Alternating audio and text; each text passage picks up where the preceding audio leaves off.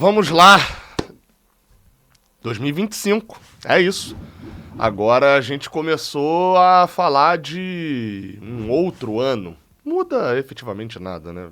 Enfim, de hoje para amanhã vai fazer um ano que foi dia 2 para dia 3 de janeiro do ano passado. Mas o trabalho que já vinha sendo feito nessa virada de ano prossegue. E a gente abre esse vídeo aqui falando sobre a lateral esquerda do Fluminense. Passadas as festas, a gente começa a encaminhar algumas situações. E às vezes não encaminhar é encaminhar. Vou explicar para você. O René, lateral esquerdo ex-internacional, aí você pode se perguntar, ex-internacional? Exatamente. O contrato do René acabou com o Internacional. Terminou no dia 31 de dezembro de 2024. E o jogador, como a gente já tinha informado há um tempo atrás, recebeu uma sondagem do Fluminense. Essa sondagem ao René foi feita ainda no meio de dezembro, no meio para o início, mas enfim, foi feito no início do período de transferências. O Fluminense, desde que soube que o Diogo Barbosa não iria renovar e que iria para o Fortaleza, o Fluminense tratou a lateral esquerda como uma prioridade.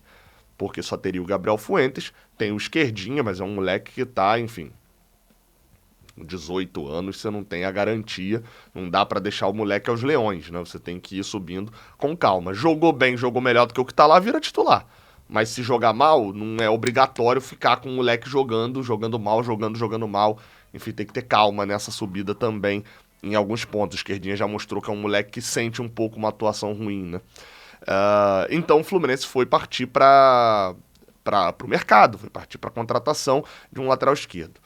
3 nomes que a gente descobriu que o Fluminense sondou. O Fluminense sondou o Esquivel, lateral esquerdo do Atlético Paranaense.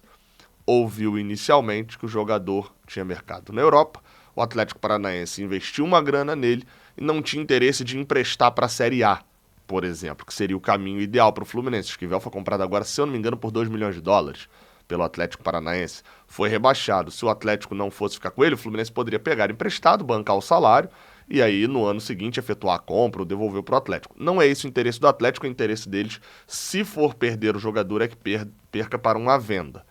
Lá para a Europa, o Fluminense, nesse caso, falou, valeu, falou, não vou comprar, pagar um dinheirão nesse jogador agora, porque ele está com valor de Europa. Fluminense tentou e sondou René.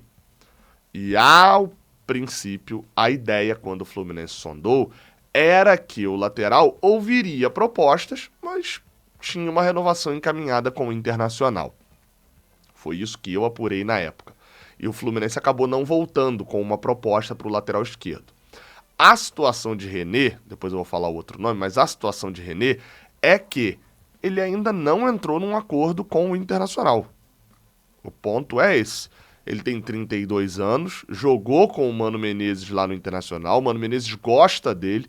Outros times também fizeram sondagens com o lateral, vale destacar, que eu até destaquei sobre o Samuel Xavier, né? Acho que o Samuel Xavier está aí há 10 anos sendo titular de time de Série A. O René é quase nessa mesma pegada, acho que o René ficou no banco ali pro Felipe Luiz, no Flamengo. E eu não sei, muitas vezes, deixa eu ver aqui, ficou no banco ali os 3 anos de Flamengo ali, principalmente 20 e 21, né? E é isso, desde que foi titular lá 3 anos seguidos pelo Sport, vem sendo titular, né, das equipes. Nesse ano perdeu a posição para o Bernabéu. E aí, isso faz com que outros times da Série A tenham interesse no René. Só que aquilo que parecia encaminhado de uma renovação com o Internacional, noticiam jornalistas lá de Porto Alegre que pode ser que não aconteça. O fato de não ter renovado até agora indica uma instabilidade na proposta, na negociação entre o René e o Internacional, e outros times já sondaram, mas nenhum enviou proposta. O Fluminense não voltou a carga pelo René ainda. Vai voltar? Não sei. Pode ser que não. Fato é que eu posso informar que hoje, dia 2 de janeiro, no início da manhã, às 5 horas da manhã, quando você vai estar recebendo esse vídeo, eu estou gravando meia-noite, o Fluminense não enviou uma proposta para o René. Essa é a apuração que eu tenho. Eu vi até que o Vene Casagrande também publicou, e a gente também tem essa apuração. o Fluminense não fez, neste momento, não enviou nenhuma proposta para o René. Teve um contato há cerca de 2 semanas, 3 semanas, acho que 2 semanas atrás eu noticiei isso aqui. Falei, olha, o Fluminense tentou o Esquivel e tentou o René. O René ia renovar, o Fluminense não quis. Pode ser que agora ele não renovando, o Fluminense de fato volte com uma proposta. Só que o que tá me encucando é que fui apurar sobre o Marçal agora um pouquinho antes do Ano Novo, no dia 30. E, bem, é aquela notícia que não é bem uma notícia, né? É só uma atualização. Segue na mesma. O Fluminense avançou numa tratativa com o Marçal, tem uma negociação, não é só em sondagem, não é só interesse, tem uma negociação com o lateral esquerdo. Ele tem propostas de outros clubes também da Série A. Tem negociações, para falar o termo exato que eu apurei. Tem negociações também com outros clubes da Série A, sondagens, mas o negócio não andou nos últimos 10 dias aí com o Marçal. Pelo que eu estou vendo, e aí isso não é notícia, beleza? Isso é uma análise baseada no que eu tenho apurado. Então, uma análise bem informativa, mas não é notícia. Não andou pelo lado do Fluminense. E aí eu fico na dúvida, pro Fluminense estar cozinhando o Marçal, que agora também já se despediu do Botafogo, não tem mais contrato com o Botafogo, o Fluminense está pensando, está vislumbrando alguma outra contratação para a posição. E está tratando o Marçal como segunda opção. Pode ser o René? Pode ser. O René não é só vontade do Mano Menezes, né? No caso, o gosto do Mano Menezes, que já o treinou por lá. O René tem, como eu já informei, eu estive uma vez, inclusive, na sala do scout, o nome do René estava em primeiro lugar, ele ainda era do Flamengo, isso foi em 2021, 2022, uma visita lá que eu fiz no CT. E aí isso sempre me chamou atenção, depois eu fui apurar, e o Ricardo Corrêa, que é o chefe do scout do Fluminense, adora o René. Adora, é uma palavra muito forte, mas há 2 anos atrás, quando eu apurei isso, ele gostava muito do René, achava uma ótima oportunidade, e o Fluminense tentou trazer o René enquanto ele ainda estava no Flamengo, estava de saída para o Internacional. Acabou não conseguindo, não era muito o objetivo na época. Então, era sim um desejo, há um desejo interno do Fluminense, há um gosto, uma preferência pelo René, tanto do treinador, quanto também do scout, dá para dizer assim. O Fluminense vai voltar a carga pelo René? Não sei, porque eu não prevejo o futuro. O que eu posso te informar é, o René, quando o Fluminense sondou, ouviu que ele ia para um caminho, que esse caminho provavelmente está fechado, já começam a pipocar notícias de que outros clubes da Série A sondaram, etc. A gente já informou que o Fluminense sondou, e o Fluminense pode voltar agora e falar, então, que você não vai ficar no Inter, né? Tá interessado em ouvir proposta agora, vou chegar com uma proposta, tentar trazer o René. Tem o Marçal na jogada ainda, as coisas estão, né, não avançaram, não dá nem para dizer que a negociação travou, que a negociação parou, elas só não avançaram. Algum lado tá com a carta na mão e não tá respondendo. Ou o Fluminense não enviou a proposta ainda pro Marçal, ou então, do outro lado, o jogador ainda não respondeu a oferta do Fluminense. Acho que pelo tempo de demora, essas propostas costumam ter data, né? Do tipo, porque senão o cara aceita a proposta em junho, né? Não dá. Essa proposta vale até o dia 1º, essa proposta vale até o dia 2. Enfim, ao longo dessa quinta-feira eu vou tentar fazer algumas ligações para, enfim, tentar dar uma atualizada nessa situação da lateral esquerda, beleza? Mas a situação atual, a princípio, e aí você foque para ver se tem outro vídeo atualizando aqui no canal, o René não deve ficar no Inter, mas o Fluminense não fez nenhuma proposta pelo René ainda, fez uma sondagem. Negociação, de fato, só tem com o Marçal. Falando em negociação, um ponto muito importante é a possibilidade de você negociar com a Foot Fanatics a contratação de uma camisa para você. Eu já estava dando umas olhadas nas camisas, eles têm a camisa de goleiro, ó, só que só tem M e G, mas eles têm a camisa de goleiro verde também, ó, que é essa que eu estou utilizando, inclusive. Essa camisa é bem legal, eu uso até pouco, uso menos do que eu deveria utilizar. Eles têm lá, ó, essa camisa de vários tamanhos, PMG e GG, tem como você personalizar, tem como adicionar um patch do Brasileirão, mas isso aqui não tem tanta graça, né? Mas tem, enfim, tem como, a camisa fica um pouquinho mais real.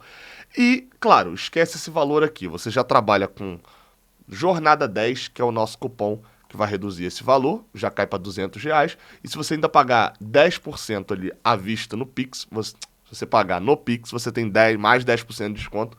Cai para 182, 181 reais, mais ou menos, tá? E aí, enfim, pô, 180 reais, uma camisa oficial do Fluminense. Basicamente, esses dois descontos fazem com que a gente... eu não vou personalizar. Sabe, Coutinho vem pro Fluminense? Vamos lá, personalizei Coutinho aqui. Se você quiser botar 25 reais a personalização, com os descontos que a gente entrega, sai de graça a personalização, tá? Vai lá, cupom Jornada 10, o link tá aqui embaixo na descrição. Então, cara, 2 zagueiros anunciaram o seu futuro relacionado à Fluminense. Eu estou falando de Felipe Melo e de Manuel. Para começar sobre o zagueiro do Fluminense, que chegou como zagueiro efetivamente, que é o Manuel, a renovação de contrato confirmada, conforme a gente já tinha adiantado também a possibilidade dele renovar de fato com o Fluminense. Deixa eu dar um zoom aqui para aparecer melhor este texto. Diz aqui, ele publicou nas suas redes sociais, honrado e motivado para defender essas 3 cores por mais uma temporada. Ou seja, renovando mesmo até o final de 25. Quando cheguei em 2021, não imaginava viver momentos tão intensos que só reafirmam a grandeza e a lealdade do clube. Vamos trabalhar muito para que mais taças sejam levantadas em Laranjeiras. É um prazer ser um guerreiro desse time. Gratidão por tudo. @Fluminense 2025. A situação do Manuel, vou falar bem simples, já dei minha opinião aqui 1 ou 2 vezes. Acho que a situação do Manuel é muito simples. A redução salarial que o Manuel aceitou faz com que eu ache bem de boa a renovação dele. Ponto é esse. Não tem muito mais o que falar, não. A renovação salarial, a renovação contratual do Manuel, com um decréscimo de 45%, se eu não me engano, que o Vitor Lessa noticiou, que seria a diminuição do salário dele, faz com que eu olhe para o mercado e fale bem assim, cara, o ano do Manuel não foi lá essas coisas. Né? A gente sabe disso. Foi muito prejudicado por conta da questão do doping, né? O doping acidental, vocês já sabem e tal. Foi muito prejudicado por isso. Então, a gente não viu tudo que o Manuel tem a oferecer. Pode ser que ele tenha oferecido tudo mesmo já, e é isso? Pode ser. Mas o fato é que a gente não tá. Quando o Manuel aceita uma renovação recebendo metade do salário, e quando a gente propõe uma renovação recebendo metade do salário, o Manuel sabe que não tá ficando para jogar. Não tá ficando para ser titular, para ser a primeira opção no banco. Ele sabe que existe Thiago Silva, Thiago Santos e Ignacio. Sabe que o Fluminense está procurando gente no mercado. Já contratou o Freitas. Então o Fluminense já tem pelo menos 4 zagueiros ali que ele sabe que estão na frente dele. Mas, pra gente ir pro mercado agora buscar um outro Manuel, a gente ia pagar mais. Ia demorar e não saber o índice de corrida, o índice de massa corporal, o comportamento, o que o Manuel faz nas horas livres, se o Manuel é um bom ou tem um mau comportamento. A gente não saberia o desse novo Manuel. Então é toda uma dificuldade. Quem já teve empresa sabe a dificuldade de contratar um novo funcionário. Então, para ir buscar um no mercado que também tivesse um nível mais baixo para receber o que o Manuel vai receber, seria algo complicado. E aí, por último, sobe alguém da base. O zagueiro que a gente tinha para subir na base, que estaria na idade ideal, foi vendido, que é o Kaique Almeida. Isso aí é um outro problema. A gente não tem o zagueiro pronto. Você vai falar, se vocês vierem com o Felipe Andrade, eu vou falar, tá bom, me traga aqui 3 partidas do Felipe Andrade, Série A, tá? Contra times de Série A, que sejam melhores do que as 3 melhores partidas do Manuel nesse ano. Não tem. O Felipe Andrade não jogou bem contra time de Série A. O Felipe Andrade tem 3 jogos bons no ano, que são feitos lá no início, na verdade 2. A Volta Redonda e aí contra a Portuguesa ele vai mal em Moça Bonita, e na terceira rodada contra o Audax, aqui perto em Bacaxá, ele vai bem. Então não dá pra... Quando ele pegou o time sub-23, ele foi mal em 2 jogos, foi bem em um ou 2 jogos, e foi médio ali em 2. Então o Felipe Andrade não é esse cara.